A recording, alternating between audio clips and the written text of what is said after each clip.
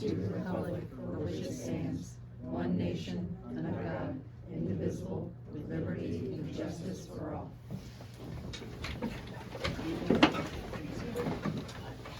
Roll call whenever you're ready. All right. Mary? Yes. Loretta? Yes. Joe? Yes. Sarah? Yes. Danielle? Yes. And Beth? Okay, village announcements, any announcements?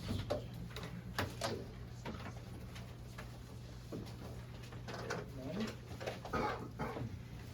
Approval of this meeting's agenda. Got a motion to approve? Got a second? Second. All right. Danielle? Yes. Joe? Yes. Loretta? Yes. Mary? Yes. And Sarah? Yes. Agenda approved.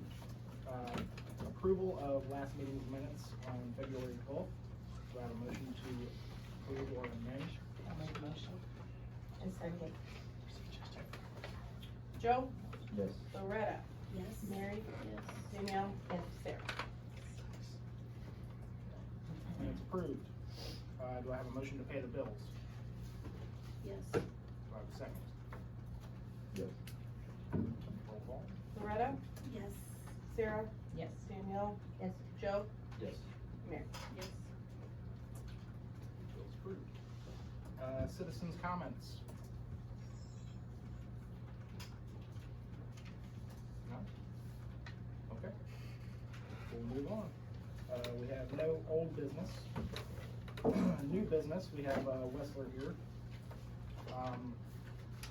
Everybody got the proposal from Wessler. I'm sure Ben can explain a little bit more in depth. So if you have any questions, you can ask. I'll kind of touch on some highlights here. Introduction, most of you know who I am, but Venture Project Manager at Wessler Engineering. With me also with Wessler is Ryan Brown. He's one of our vice presidents, oversees all Ohio operations projects, and also Vinny D'Souza. Vinny and I did the bulk of the PER, not everything on it, and we will continue to do the bulk of the engineering services for the wastewater system improvements project. So I'll first start off with a thank you for selecting us on the RFQ process.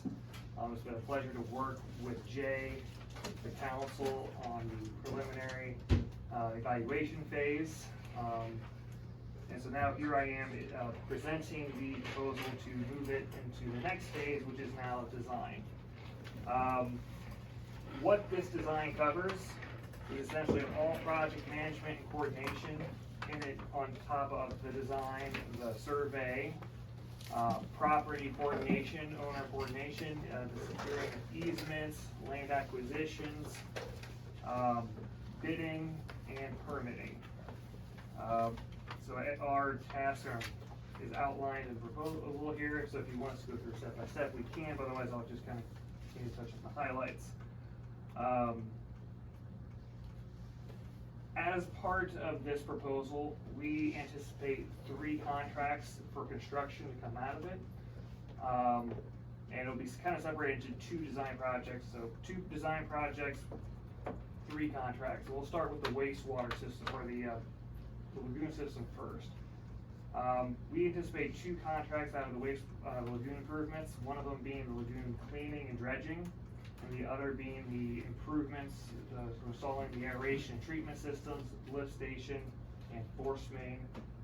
The reason we are separating those 2 out is because of the nature of the work. Lagoon cleaning and dredging is a specialized process. They won't do anything else other than just clean and dredge the lagoons. We anticipate that contract amount to be around $3 to $4 million. It's largely dependent on how much sludge is out there and what makes up, what's the consistency of the sludge. That's going to drive the cost. That's why you see a big range, the $3 to $4 million as anticipated. By breaking it out, you just avoid subcontractor costs. So the lagoon cleaning and dredging is one. The other one will be the improvements, the construction, the installation of new equipment, enforcement, lift station and force main. The other contract, of course, the collection system, will the replacement of the vacuum system with a gravity sewer. We intend to design the entire gravity system. However, we also anticipate that the funding probably won't be there to construct everything, because from a construction cost standpoint, we estimate about 24 million to construct the entire gravity system, so therefore, we're gonna break it out into phases. We will be permitting and bidding only phase one. Phase one at this point is undetermined. Once survey comes back in, and once we initiate, start design, we'll start looking at phasing at our 30% design meeting. So that's when we'll be able to set the limits to the scope around what constitutes phase one, how many phases does the village feel comfortable with doing, and then we'll design around each phase. So at the completion of this contract, you will have, the dredging bid package prepared, ready to be advertised and bid, permitted. The lagoon improvements will be completely designed with a full bid package, project manual ready for bid and construction, and then phase one, it'll have the full project manual bid package ready to be bid for construction, and then 90% drawings and technical specifications for the remaining phases. 90% because we don't know who's gonna be funding those other phases, so you'll have any funding documents not included. But for all intents and purposes, it's just gonna be missing those finishing touches, but you'll have it pretty much designed, ready to go. From a shovel-ready perspective, the one thing missing is who's gonna fund it, and then permitting when it comes to it. Included in this contract, we have things broken up into a lump sum and time and material. That would be on page 15. The differences there is, when we enter design contracts, we have a pretty good idea of what it takes for design. The unknowns are going to be easement related. It's going to be property ownership coordination. That is what we don't know. That's why we made that time and material. If you need more easements, obviously we'll kind of dip into that funding more. And if you don't need any easements, or very few, then we just don't use it. It won't be utilized at all. In talking with Derek and Jay in the lead up to this, it looks like the majority of your vacuum system is constructed in the right of way. However, we won't fully know that until we have the survey done, plat and parcel research completed, and then drawn up on maps and drawings for us. That's the only time we'll really figure out where the easements are, who owns what, and where the assets in the system are located. Other challenges, I guess that we might come across, and why you might see the high cost, is constructing inside villages has a lot of challenges. There's a lot of utility coordination that is involved, and that's a significant part of our time, is coordinating with gas companies, fiber companies, power. When you design gravity systems, you can't move a gravity system. It's going to be where it is, right? It's not a pressurized system. And so we have to work around a lot of utilities. It's going to be open cut. There's going to be a lot of restoration involved. So again, it's time consuming. That's why you see that reflected in our cost estimate. Also included from a project management coordination perspective is we'll be coordinating with all the funding agencies. As of right now, OEPA WPCLF is the one that we're targeting now. That's where you're going to be getting a design loan through. That state agency caps out at $4 million of principal forgiveness. Estimated construction costs out of the lagoon, including dredging, is about $8.8 million. Phase one is to be determined. I can't answer for what that cost will be because we're not to that point yet, but there's also going to be, of course, probably anywhere from a $4 to $5 million cost for phase one. We're going to try and pursue federal dollars. Federal agencies such as USDA or CDBG offered additional funding opportunities, which we will be pursuing as part of this contract. Moving to project schedule. We built our project schedule, sheet 16, around the OEPA WPCLF funding schedule. So if you can recall and remember from our PER preliminary planning phase, They only accept nominations up till about August, September. That's when they reevaluate and plan for the following year's projects. So that's where we built this schedule around. Things that could potentially impact it would be securing easements, land acquisitions, permitting, bidding. All those things could potentially lead to delays. Based on our experience, that we factored what it would normally take. So for example, permitting can take up to 6 months. Bidding is typically a 2-month process. But also, they're all they're variable. We don't know how long permitting is gonna take. It could be longer, could be less. Easement acquisition, land acquisition. We don't know at this point how many easements are needed. Does the village need to acquire land? We don't know. We have to wait for survey and the design of the systems to know that. Again, it could be a quicker process depending on who's funding the project. Also impacts time and schedule. So if there's any process that delays the schedule that's not associated with us for the village, we could see further delays, but this is an anticipated schedule where we factor in what we would expect for all those different phases to occur. As of right now, assuming everything goes according to plan, we're looking to finish finalize design around March of 2027. Start advertising around June 2027 with bids due in around August, just in time for the WPCLF project construction submittal.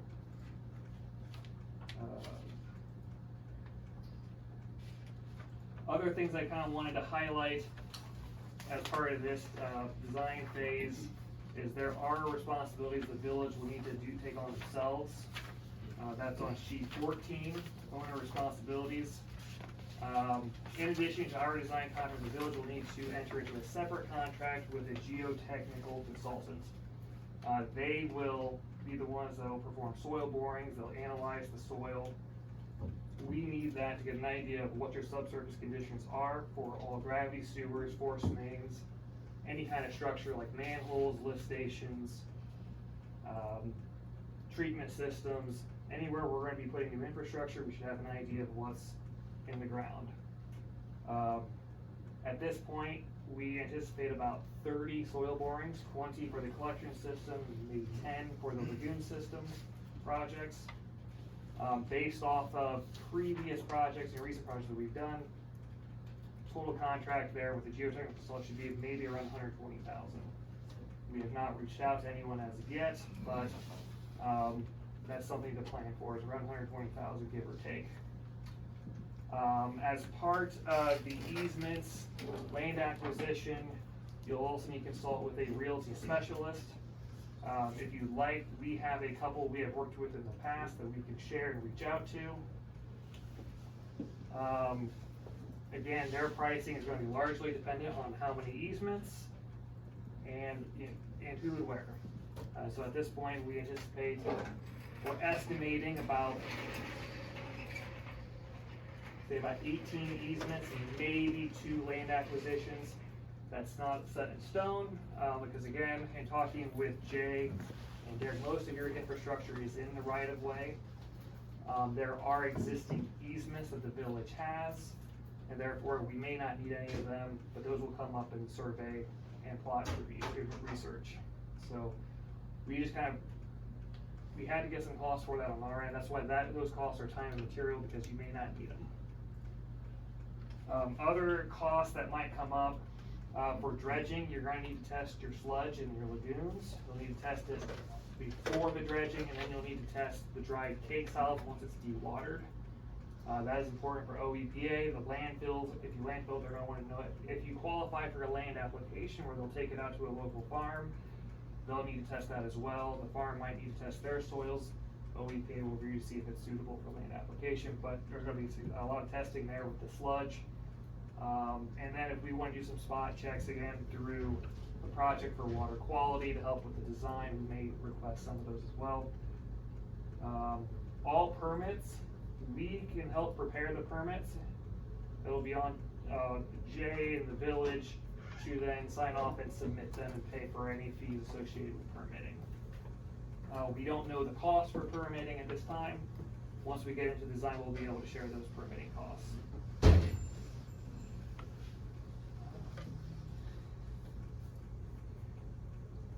If a contractor needs to step on private property, we'll need to acquire right of access, right of entry permits. We will help facilitate that and coordinate it, but if homeowners are resistant to working with us, that will then get turned over to the village. And I think, Jay, you mentioned that if you have any issues, then that's something that you guys can handle.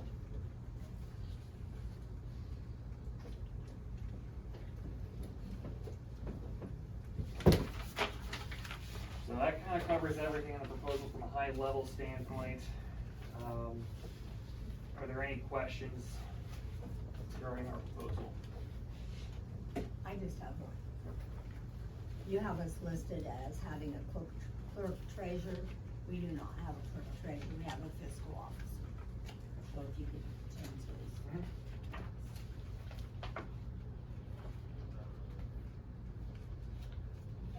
Any other questions for Ben? So all of these things that we're responsible for are not in your estimated cost. Correct. But they can be funded through your loan.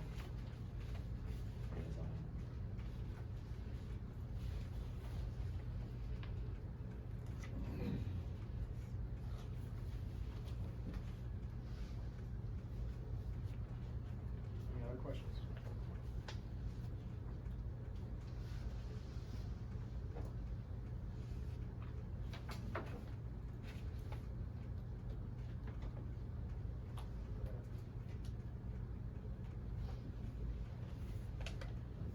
It's kind of overwhelming. It is. It certainly is. Well, if we don't have any more questions for Ben, I'll just go ahead and read the resolution. And, we'll put it to a vote. And I'll stop you just before Okay. you read it, only because, there's a signature line for the village, the president of council, and under ORC 705.44, for signing of ordinances under the commission plan, which is how the village of Forest is organized. Any ordinance or resolution, provided it were to pass tonight, it either must be signed by the chairman or 2 members. So we'll have to, have 2 of the members sign in place of Valerie, since it's my understanding that, she's the council president and is not present. So we would need, instead, the form will be minorly changed to include 2 signature lines for 2 council members rather than Valerie's signature. Okay. Thank you for the clarification on that. Okay, so this is resolution number 2026-2. It's a resolution of the council of the village of Forest, Ohio, authorizing the village to enter into a contract with Wessler Engineering for engineering services for the ongoing sewage lagoon rehabilitation and sewer construction project, and declaring an emergency. So with that being read, do I have a motion to pass resolution 2026-02? Or, I guess we have to declare an emergency first, correct? So I would say that to be cleaner in this, I would say just to do it to cover our bases, but, as far as the actual requirements, I'll 100% look into it, to make sure that I'm on the up and up. I saw it done previously on these other, resolutions that the village has done in relation to the sewer project. And I know we're on a really tight timeline, so I wanted to make sure that we covered every base, so that we wouldn't be in violation of, any sort of law in regards to the passage timing, since I know we have to apply for these loans quickly. So I would say yes, voting on that state of emergency for this very particular limited issue, I would recommend at this point. And I'll circle back around on the requirement of doing so in the future, particularized to these resolutions. Okay.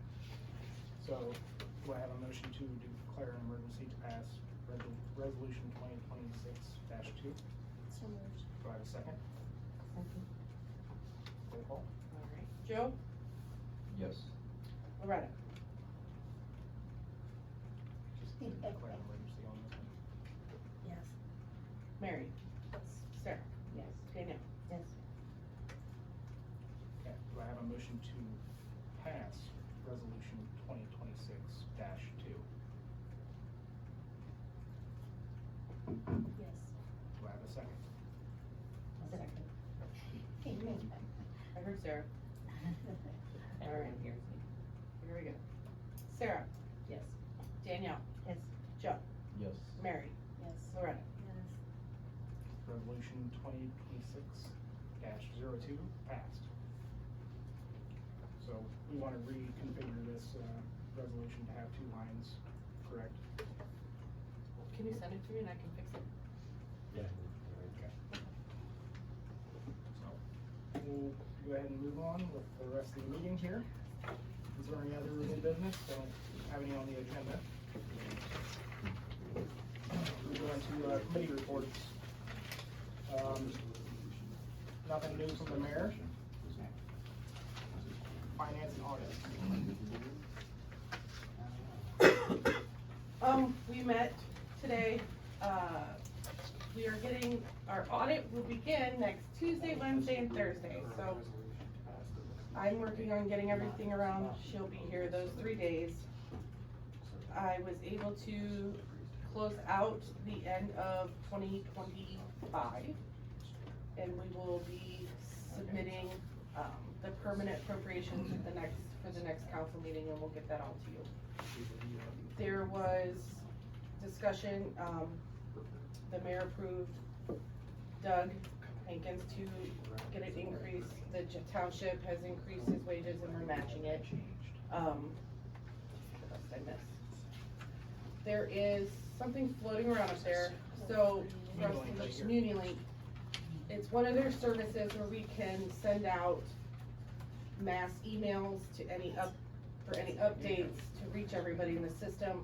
It wouldn't have to be someone signed up for Nixle. As long as we have their email, they would get notified. We wouldn't sign up for the text messaging. It's really expensive and a lot of legalities. So it was just an option we have on the table. And that's all I got. Is the new system working the way you needed it to separate water and sewer and Oh, trash? it's amazing. It's grand. Yes, every deposit, breaks it down, and it's even, it's very user friendly, I think. I don't know if you guys have logged on. It looks better than the old system, and just so they sent out an email blast for just the people that had registered before, and quite a few have signed up already, and we've had calls, we walk them through it, and then we are including in the bills that are going out, the same flyer that was sent out before, the e-bill, and then kind of the step-by-step how to log in, and then we also included the fee. So whatever, if you use ACH or e-check, this is your fee, and then if you use your debit or credit card, depending on the level, that is your fee, so we did include that too. So how many people got that same letter that your bill wasn't posted? That was through, that one was, I think that was through G-Works, wasn't it? I don't know, I got an email for it, that my bill wasn't paid, So- and I've had other people ask me. Yep, so there was, you have to remember, we were down, G-Works we pulled G-Works data, so anything that individuals were paying on G-Works side wasn't getting loaded into the new system, and we had to wait and then manually get those loaded into the system, so there was a delay in between those. And then we went up, cleaned up, and then we did have a couple people call and say, I accidentally paid my bill again, and it's very easy to refund their payment. So we did get those hopefully figured out. And I did send a Nixle to let people know not to, if they paid their bill and it says that they didn't, don't pay it, so, yeah. Did you need any action from council on the, Community Link deal? It's something Jake could approve, Okay. correct? Okay, I didn't know. We can talk Not needed any action from council. I don't think so. I don't want to. Okay, that was all from the finance committee, correct? We'll move on to safety committee. Okay, we met Monday night, and fire chief was here, police chief was here, mayor was here, I was here, Sarah was here, and Joe was absent. And the fire department received a $50,000 grant to be used for turnout gear. And the cost per set for a coat, pants, and helmet is between $6,000 and $8,000. And they currently have 18 firefighters on roster, so many of them may have to use some of our capital improvements money to purchase more than the grant covers. And last year they had a $9,000 grant that was used for tools. And typically, they don't get that 2 years in a row, so we're not planning on that, having that one. And he told us the department is authorized to have 32 on the roster, so we're kinda low. Discussed the need for a contract between the fire department and a contractor to tear down buildings when needed. And, he suggested that we do a contract with Vanderpool Excavating as their local. I don't know, do we need to do anything with that? We can have, Morgan maybe draft up something and see if Doug approves of the contract. Yeah, this more to discuss what I've heard talking about. Sounds good. And then on the police, they have an approved 50% grant for body armor that will have a 5-year life, and our current ones are 7 years old. And we currently have 5 certified officers and 1 in a refresher course. Our 50% for the 7 outfits will be $3,500, of which the chief said that he has budgeted this year.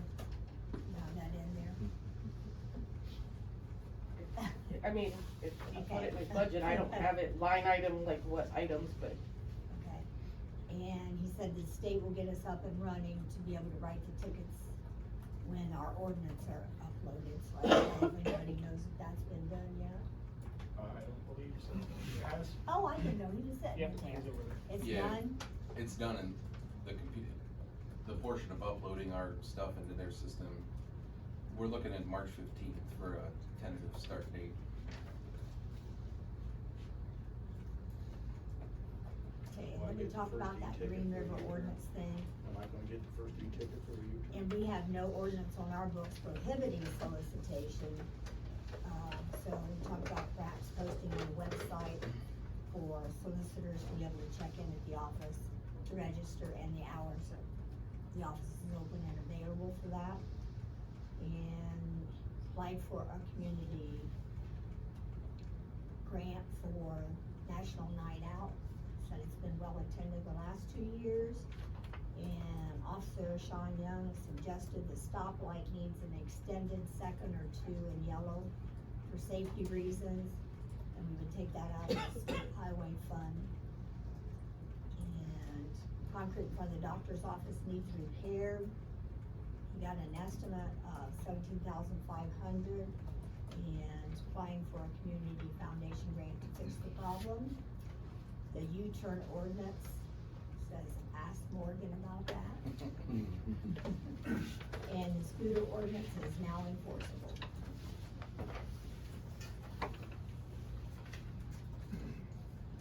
The huge ordinance is still in progress, had a couple of things jump the line, with Mr. Schrader here, but it's going to be worked on and will be presentable to council. I'll get that done by next meeting. No problem, I don't think it's anything to rush right this moment, so. I'm sorry, Do we need another meeting before the next council meeting? for safety? Yeah. Doug? Nothing I'm aware of at this. No, but just as I've got more on the solicitor stuff that I've worked on since the meeting. Okay. I don't think we need a meeting, I'm just gonna address it at Okay. my portion of the next meeting. Okay. Can I ask a quick question? If we have no ordinance on the books prohibiting solicitation, then are we basically just asking people to register as a courtesy?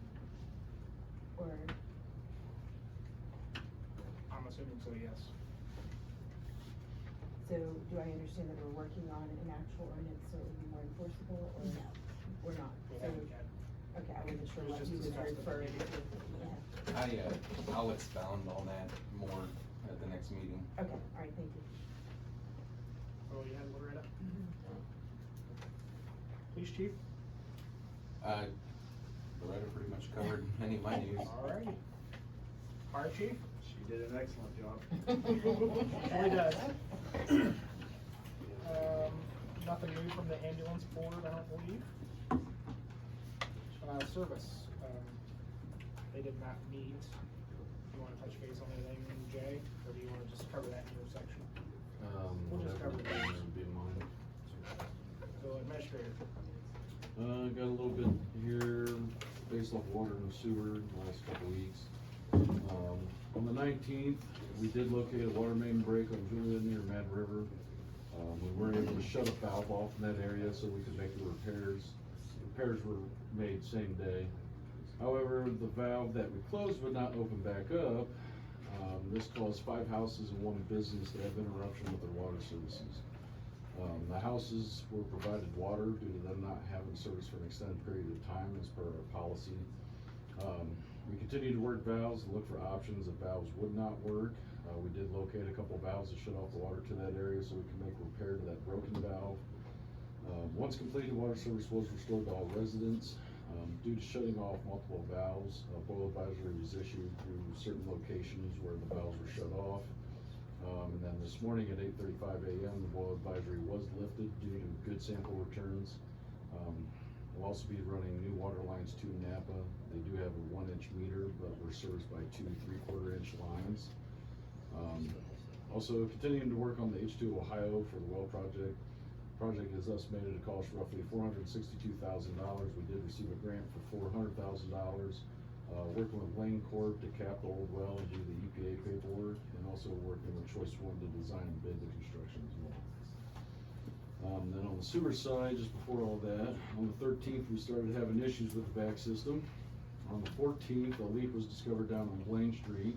The service department was able to immediately dig up the area and cap off the leak.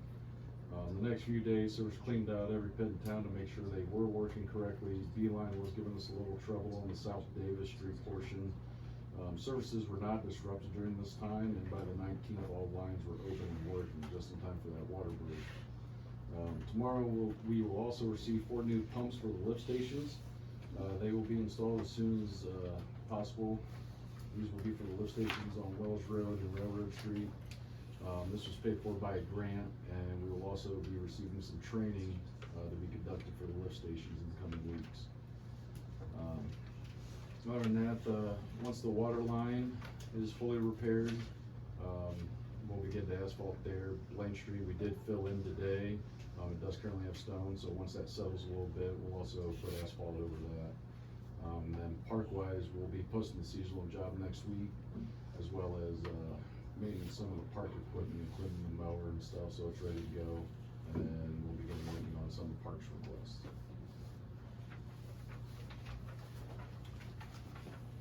anything else? Mr. Administrator? Okay. Any questions? If not, we'll move on to park board. The only thing that I have is the football team has agreed to help with the park cleanup, which is scheduled for March 14th at 9 a.m. at the park. Anyone is more than welcome to come down. And Brenda, can you make sure that gets on the village site for me, please? Thank you, ma'am. We're also making a list of any repairs or projects that need to be accomplished this spring. If anyone sees anything that they feel is a problem or something, please contact one of us so that we can get it taken care of. Other than that, that's about it. I'm sure Mary did a bang-up job last time, so we haven't had a meeting since before last meeting, so. What's your next one? March 9th. March 9th. Here? No, it's at the No, park. park. At nine. 9, At right? 9. At 9. At 9. At 9? I thought so, wasn't it? No, that's the, I thought that's what we said last time. I don't care. I'm pretty sure it's at 10. It's fine with me too. The, May wanna confirm before we put it on the website. yeah, the football cleanup is at, Well, I'm checking, I already put it on there. I thought it was at 9. I do Is have it- it down is at it- 9. Cause I thought it was different than what it Yeah. had been 10 o'clock. So it is at 9, As of right now. okay. Anything else? I'll check that out and see. Okay. Yeah, just let Brenda know so she Yeah. can post the correct time. That's all I have. Okay, thank you. Marcus Square, Dean's not here.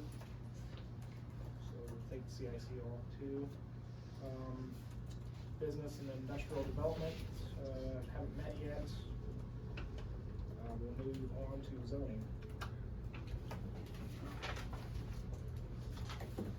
We had fire chief, Ned Hankins, police chief Raymond Romo, Mayor Derek Hastings, Ray Perkins, and absent was Mary Dickinson and Joe Moore. And we were told that sheds under 100 square feet do not need permits. And we discussed if we have a need for a zoning officer. And so we need a description and list of all duties to be performed by a zoning officer, such as permits and follow-up, tall grass, junk vehicles, to report to the police. And we discussed the fence thing and whether it needs to be a certain distance from the property line.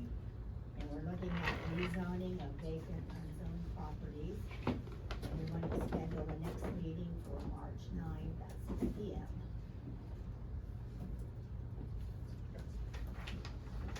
Any questions for zoning? If not, we'll move on to human resources. We did not meet, we intended to, but we delayed that. All members do have a copy of the current policy that's in place, plus the newer policy that is not in place. So we can kind of read through both of those and review and see what we wanna do with that. So we thought we'd just give us some more time to review that and kind of decide what are we gonna do next. I think our plan is to take it in sections and pieces and work on it a piece at a time and then bring it all together, so. But we do not have another meeting set at this point, but we will meet before the next meeting. And then we'll, from my understanding, we'll pick a section, send them the info, and then that's what we'll discuss at the meeting, and everybody can come. Prepared? Is that what we're gonna do? Yep. Yeah. Sounds good. Is that on there? Yes. Thank you. Tree commission, Pam isn't here.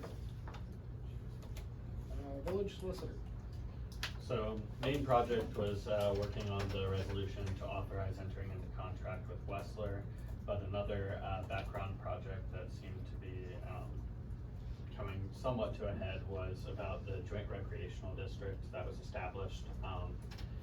And it's my understanding, I wasn't able to find the establishment documents, I see the village park rules and regulations, but it's not my understanding that the county commissioners are an entity that's joined with our joint recreational district, is that correct?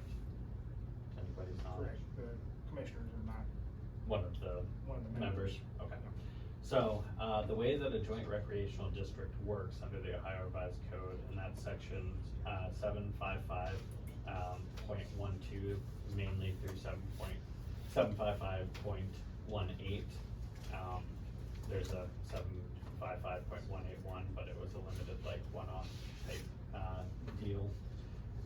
Anyway, so there's 3 different ways of setting up these recreational boards. It's a recreation board, a joint recreation board, and then a joint recreational district. Each has different criteria. It's my understanding that we created a joint recreational district that has the most authority to it, but the maximum authority that the joint recreational district has is that's what is given by its donor entities, or so to speak, each individual subdivision can only grant the authority that it has. It can't over-grant the authority, which means that the joint recreational district is only tasked with equipping, developing, operating, and maintaining the recreational spaces that are set out by the entities that it's over. So in this case, it has the power to equip and maintain the recreational space at the park. They can equip it, develop it, operate it, and maintain it. They don't have rule-making authority over the park. That is still vested with the village council. There is a section where the county commissioners can create park rules if they're part, or, if they're part of the decision-making, they could, create park rules, or if they were part of the entity to create the joint recreational district, they would have the joint recreational district would gain that authority to create those park rules. But because the county commissioners are not part of it, they're the only entity that's given the authority under, 755.13C, to make those rules. So because they're not part of the recreational district, in our case, they have no rule-making authority. All they can do is expend monies and operate in order to equip, develop, operate, and maintain the recreational space. So for purposes of my understanding of this festival that is going to occur, they do not have the authority to authorize alcohol to be consumed on the premises, because under forest ordinances, as I understand them, 957.01 for the rules and regulations governing the park, 957.01A4, no alcoholic beverages, hallucinogens, barbiturates, amphetamines, marijuana, or other harmful intoxicants will be permitted in the park. So you guys have ruled, that's the rule of the park, and the joint park district, joint recreational district, sorry, is not capable of overcoming that or modifying that with their authority. They don't have the authority to do so. So long-winded way of getting at, they can't make those decisions, you guys have to make those decisions, and any adjustment to the rules of the park would have to be done through the Forest Village Council. They only have the authority to say, hey, the slide went down, we're going to spend this amount of money that we've been allocated to fix that slide, do those sorts of things for the regular operation, maintenance, and equipping of the park, not to create new rules or legislate over the park's rules. Okay. So I know that was a lot. In relation to that, does anybody have any questions? I'll do my best to answer what I can, or I'll look up the answers. So typically what's been like the rules of the park committee met, compiled their list of rules, council, it was brought to council, they approved it. So how they've been handling things is typically what the process should be? Yes. Okay. That is what it should be, because the Village of Forest is using its ability to regulate via ordinance and its regulation over the spaces that are under the control of the Village of Forest to regulate those things. It's not under the auspices of the joint recreational district. So I think that's kind of what we thought to begin with, it just kind of grabbed it home. Can I ask who's part of the joint district? The joint park district? Yeah, who are the, Well, Beth is actually one member of it. okay, so the it's just park your board. board? Yeah. I thought you were talking about like different entities if they were part of the formation, so the council made the entire formation of this joint park district. It's my understanding No. is Riverdale Schools also in it. Riverdale Schools is also in it. There's 2 members of Riverdale Schools. Okay. There's 3 members appointed from the village. Okay. And are there other, cause the other one was the, donors? But there's no other donors involved? No, that was just my way of explaining it. Okay. Of the individual subdivisions can only donate, if you will, the capabilities that they have to regulate to the Okay. organization. So the county commissioners are given particular abilities under section 755.13C. But they're not in But that. they're not in that, so it limits it just to the power that the municipalities, villages would have. Okay, which is council and then the board, that's really the extent of it. That's my Okay. understanding. Okay, Correct. thank you. So where does that leave everything?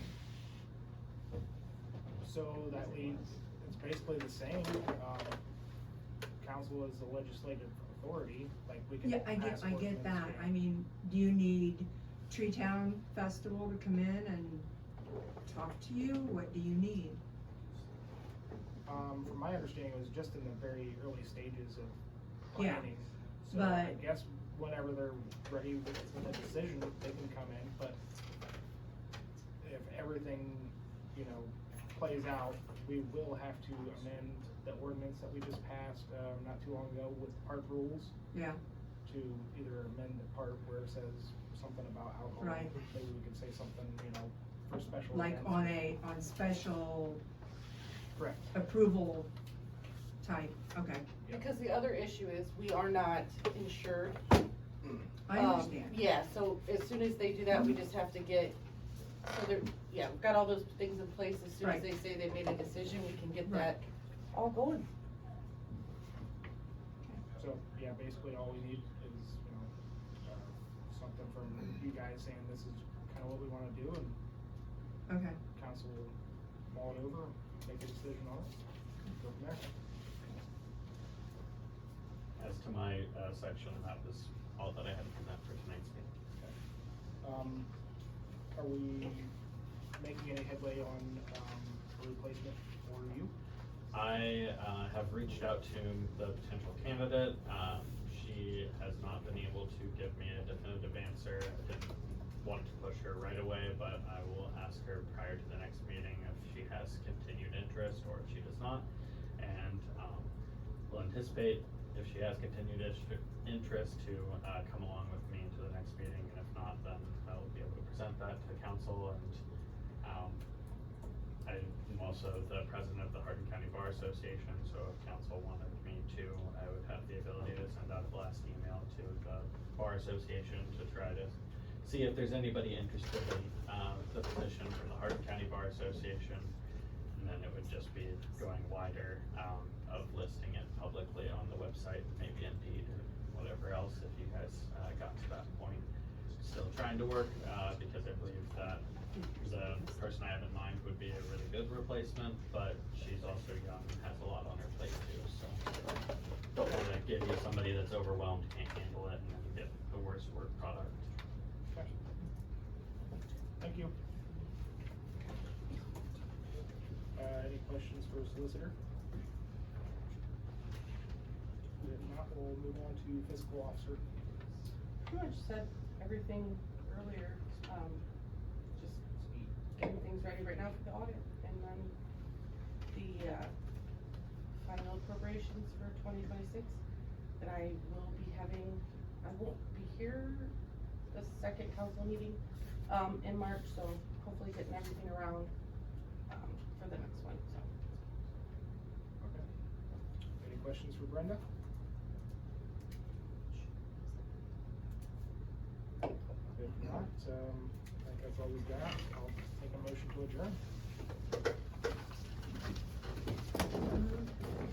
Who was that? Yes. Joe, second? Yes. All right, Mary? Yes. Greta? Yes. Sarah? Yes. Danielle? And Jeff? And I need one more council member to look over these POs and then